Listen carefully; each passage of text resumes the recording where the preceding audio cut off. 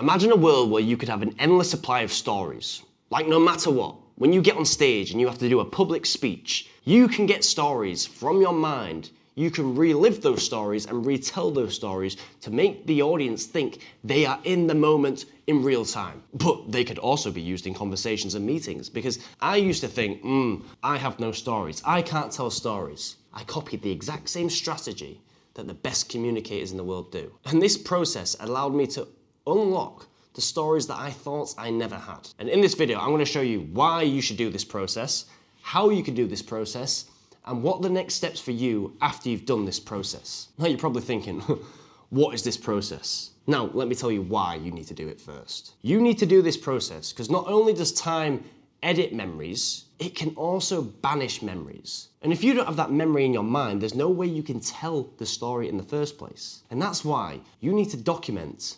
story-worthy moments in your life. And there's two ways that you can do this. Number one is going through old stories that happened years ago. And number two is current stories, moments that happen to you on a day-to-day basis. Let's go through old stories first. And for this, you're gonna need your phone. And the reason that you need your phone is because imagine if I just went, think of a story from 2016. You're gonna be sat there thinking, it's going to be quite hard. We need to spark the fire first. The way you're gonna do that is go in your phone and find some memories. But you are gonna find the earliest photo, because that is how you are gonna do your spreadsheet. You are gonna get the earliest photo, which is for me, I've got a 2016 photo, that is not me or anyone else, so I won't put it on the camera very long, but 2016 is my earliest photo in my phone. I'm then gonna put a spreadsheet like this, I'm gonna show you now. So you have the years at the top, you have the months at the side. You are then gonna go through your photos and think of potential story moments. I'm gonna show you one. Okay, this one here, if I can get that to focus. But that is my second fight. And that one is on the 11th of February, 2017. So I'm literally just gonna find that one and put second fight.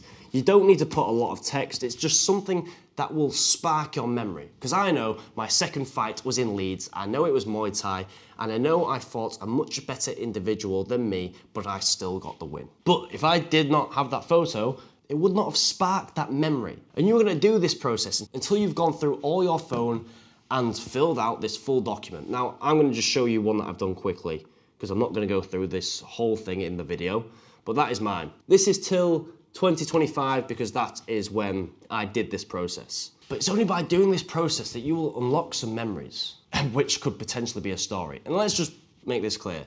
Your story does not have to be this big defining moment. It just has to have an underlying message. If you can realize or figure out what could the underlying message be about this story or this moment, you can use it. In Thailand, the electricity cut out often. And when it cut out, the fans cut out. But if the fans cut out, I could not sleep because I would sweat. It was 30 degrees outside and it would come into the house and I would be there and it would feel like I was in a swimming pool. And I use that story to show people how the small things can make a big difference. That was the underlying message of that moment. They don't need to be big moments. Kobe Bryant used a story how the veterans were just ignoring him on the pitch. They wouldn't pass him the ball because he was younger than them. His underlying message was, I will outwork their disrespect. Moments don't have to be massive. It's just the message under the moment that you need to reveal. And that's how you can find these great stories in your life that you didn't even know you had. That's how you will unlock them. But going on to the current stories now. You want to document one story a day, which could potentially be a story-worthy moment. They might not be the best, but it's only by doing this that you will find the good ones. But before I go into that, if you want to figure out how to use these stories in your public speeches and use them effectively so you can make an influential presentation, check out the link below. I will send you this poster, it is completely free. And I will also send you 11 emails alongside that to support you with creating your presentation. Okay, when you are documenting your story-worthy moment of the day, you want a what, and you can also have a message, but this one does not need to be filled out. You can figure out the message later down the line. You just need to establish what was that story-worthy moment of the day. Let's do an example. Yesterday, I went on a boat to a private island in Thailand with my family. But that's not really story worthy. Well, my dad struggled to get off the boat because we had to walk along. It was classed as a pier, but it was literally floating on the sea. And my dad was struggling to stabilize because he's getting quite old. And I was the one that helped my dad walk to the beach on this little wobbly platform. But the only reason that I could is because I had a caring job 2 years ago that gave me the skills and the knowledge to support the elderly in these situations.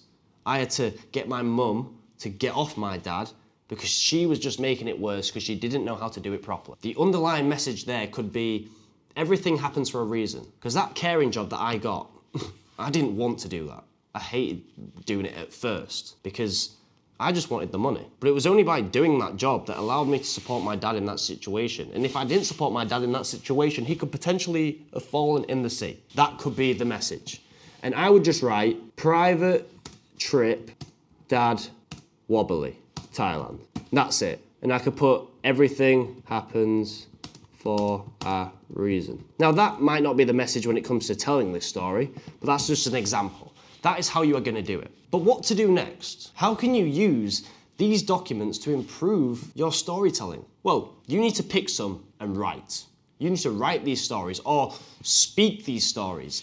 I'm going to give you some examples here. Look, I've got a load here. I've got a load here. I've got a load here. So out of all these stories, you just want to pick some that you can use and you can tell. But you can either write them down or you can speak them in real time. Because I post on LinkedIn every single day, I just write these stories down. And I'm just going to give you an example. After I wrote this story, I tried to use this story in real time, in a conversation, because I knew if it worked in conversation, it would most likely work in a public speech, which I could include it into maybe my intro or my conclusion. But I was at the races, and at the races we were eating our picnic. I was with all my mates.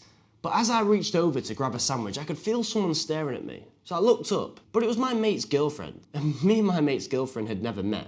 So I didn't really say anything. And her name was Grace. Grace turned to my mate and said, "What's the matter?" And I don't think she realised I was listening. But my friend said, "What do you mean?" And she said, "Well, they're not normal.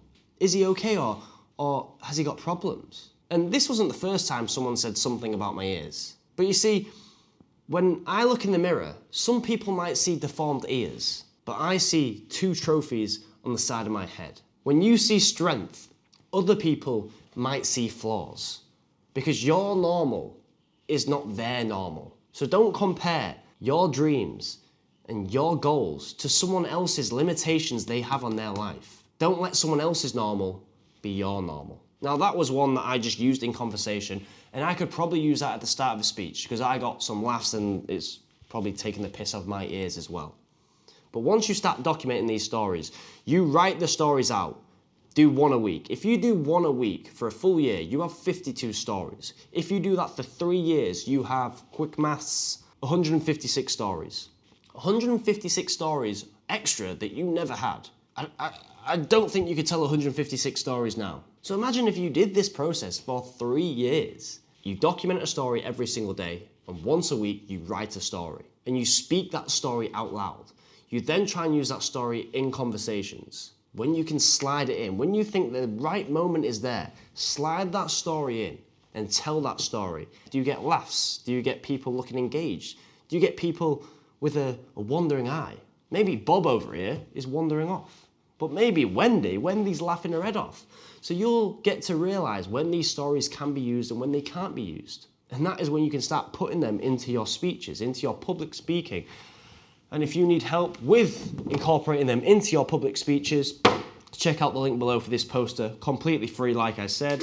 And that is when you will unlock the power of having an endless supply of stories. And after doing this for a while, you'll be going down the street. You won't be thinking, why has that happened to me? You'll be thinking, that's a great story that I can tell. And when that switch happens, that is when the stories will just flow at you. You will just get stories out of thin air. You'll be walking down the street on the way to your gym.